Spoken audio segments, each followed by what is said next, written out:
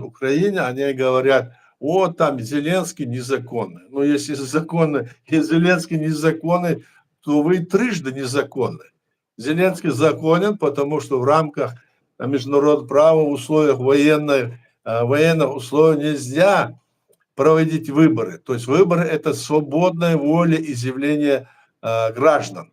А какое может быть свободная воля изъявления граждан в Украине в ходе войны, в ходе этих бомбежек, обстрелов, бегства от этих всех беженцев? Какое может быть? Что Путин там говорит, сидя таким умным лицом, то, что он говорит, это не имеет никакого основания против, скажем, президента Зеленского.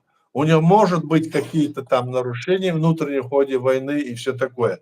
Но в этом смысле, то, что он незаконен, он ничего не имеет права говорить. Вот и все. Barkalai,